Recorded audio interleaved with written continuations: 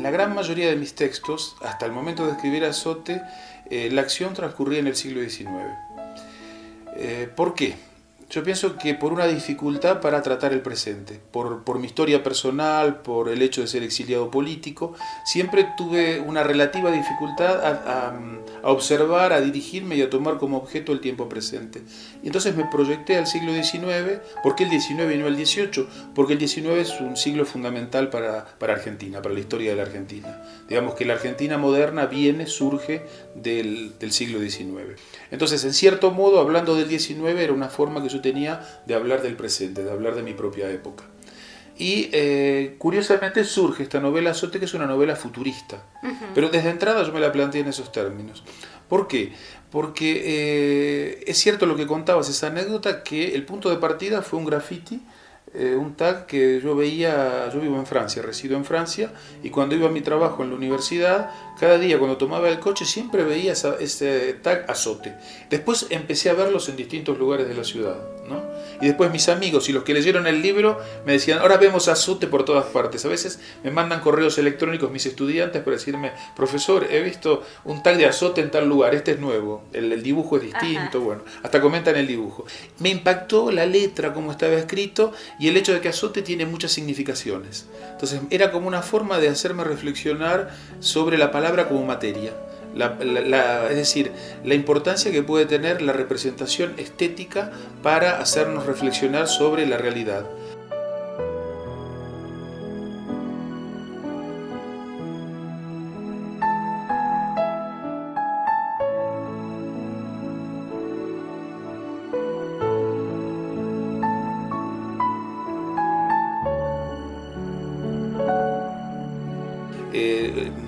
Para hacernos pensar un poco el tiempo presente, ¿no? Si es una novela futurista es porque vemos un presente muy caótico, vemos lo que está pasando en el mundo entero, los problemas políticos, los problemas ecológicos, y parece que todo nos conduce a un desastre que no sabemos cuándo puede sobrevenir, pero todos pensamos que en algún momento eso puede ser posible.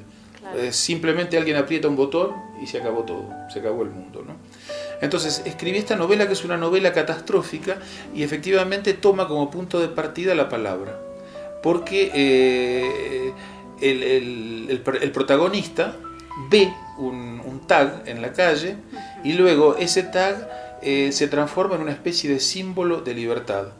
Y es un tag, yo diría, ultramoderno, porque no solo está fijo en la pared, sino que ese tag se puede mover, empieza a oscilar, es decir, que comunica con el lector y comunica con su entorno. Y dentro de eso hay una historia que es la forma de encadenar ese futuro de los años 2030 aproximadamente con el pasado a través de dos historias de un joven y un anciano. El anciano es un profesor jubilado que vivió en Francia, o sea, también algo de historia personal, y luego este hombre ha perdido a su hijo, ¿no? Y en algún momento esas historias se cruzan, y un joven que se llama Jordi es el que descubre el tag, que lo va siguiendo por la ciudad, y yo creo que entra en comunicación con el tag, y el tag comunica con él al mismo tiempo, y a partir de ahí se construye el entramado de la historia, de la aventura.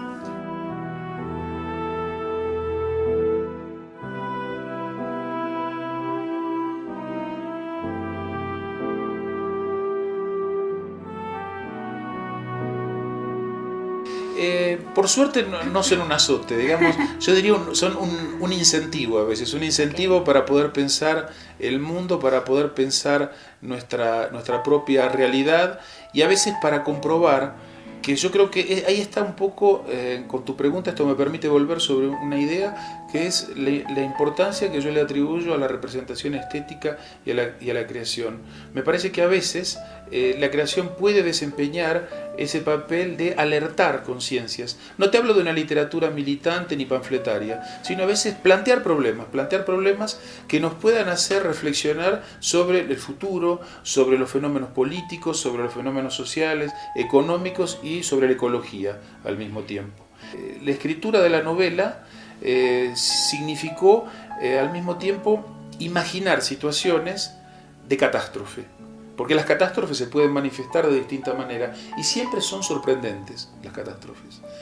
Y hay cosas que yo puse en la novela que pasaron después en la realidad.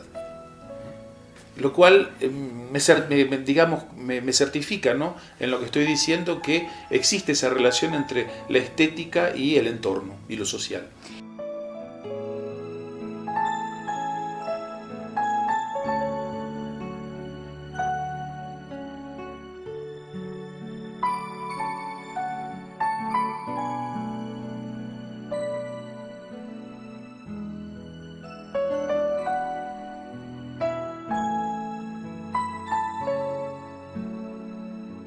A veces uno no tiene más que mirar, por ejemplo, hacia la historia, ¿no? Uno piensa en el siglo XVIII o en el siglo XIX, y yo pienso que a veces, si uno quiere tener una idea completa, general, de lo que fue una época, de lo que fue un tiempo pasado, a veces a través de la literatura o de las artes plásticas, uno puede tener una visión más completa y más acabada que a veces la que puede ofrecer un libro de historia. ¿Por qué? Porque aparecen en la literatura las emociones, las formas de pensar de la gente, aparecen las construcciones imaginarias que tiene la gente, y como la novela es una construcción imaginaria, yo creo que en cierto modo, cuando se trata de grandes textos, si uno quiere captar la angustia, la esperanza, el dolor de una época, en la estructura misma de esas grandes novelas o obras de teatro, como Shakespeare, por ejemplo, pienso en él, o en Cervantes, o en Kafka, pienso que ahí tenemos una respuesta completa, global, mesurada, y además que está llena de interrogantes y de ideas. No es una estructura fija, sino que lo que me interesa es esta movilidad que pueden tener esas obras literarias para dar conocimiento y para generar pensamiento.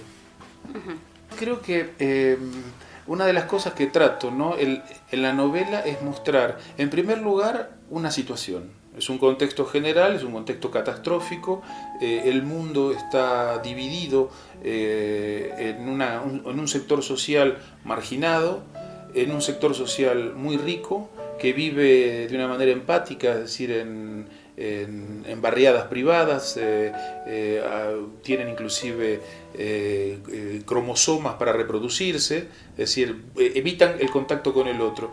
Y encima, fuera de eso, hay otra categoría que son los infrasociales en mi novela, es decir, aquellos que han perdido todo contacto con la humanidad, con la civilización, y que viven como se vivía en el siglo XIX.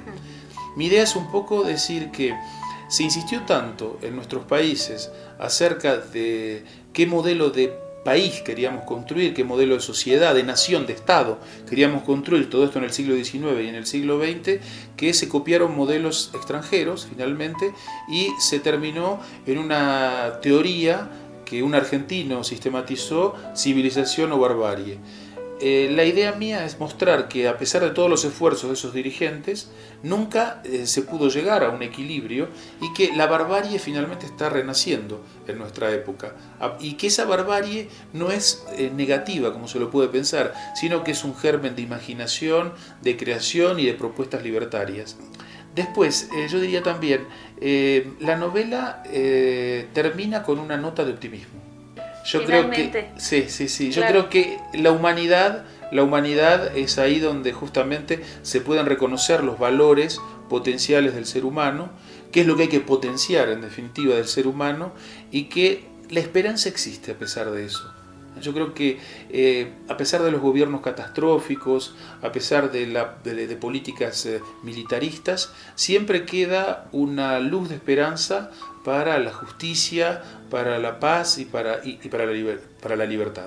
Y después otra cosa es, cuando digo esperanza, hablo del optimismo y hablo del humor, es decir, que Claro. mi novela no es una novela, está llena de hechos trágicos y de hechos dolorosos, porque es la realidad que nos toca vivir, pero en nuestra propia realidad, en lo que vivimos cotidianamente, también tenemos elementos de optimismo, tenemos puntos de humor, por suerte, ¿no? Lloramos, nos reímos, y eso forma parte de la vida, y eso tiene que estar también en un texto literario. Son elementos que tienen que estar necesariamente en un texto, porque para mí no hacerlo implicaría construir una literatura cerrada, una literatura sin variaciones en definitiva, ¿no?